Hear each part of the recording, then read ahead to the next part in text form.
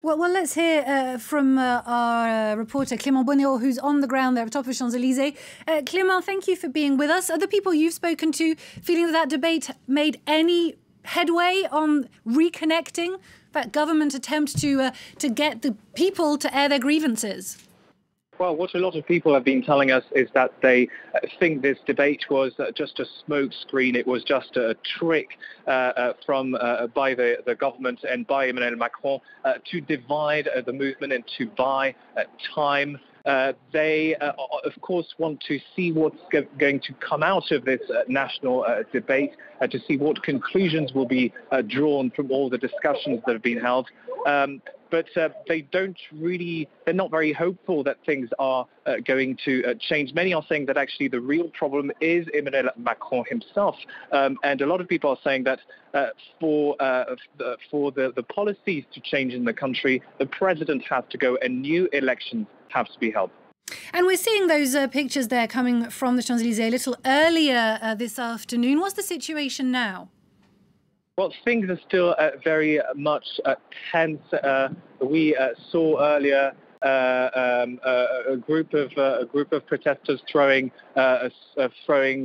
objects at the police. The police responding with tear gas and with water cannons.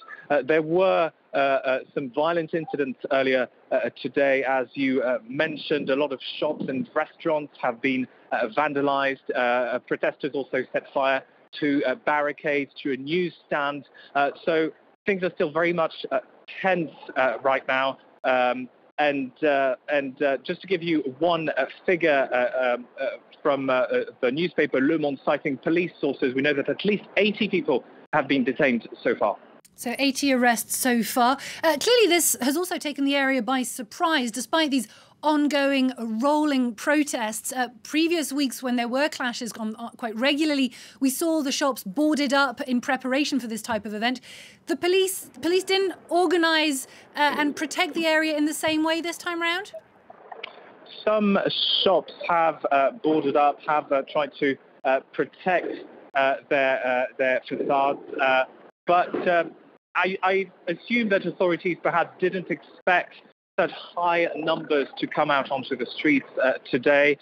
They thought that perhaps we would see similar numbers as last week, so a few hundred people on the Champs-Élysées at most. Well, today, according to the Ministry of the Interior, there are some 7,000 people out onto the streets in Paris.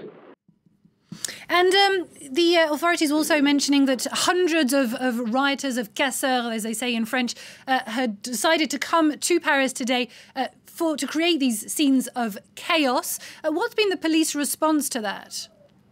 Well, police have been responding with tear gas, with water cannons. They've also been using dispersal grenades to try to disperse crowds. There's been definitely quite a very violent response from the police as well, with many protesters complaining about police violence, saying the response is simply disproportionate. And before I turn back to my guest, Clément, let's talk about those protesters. What's their message at this stage of this 4 months of protests?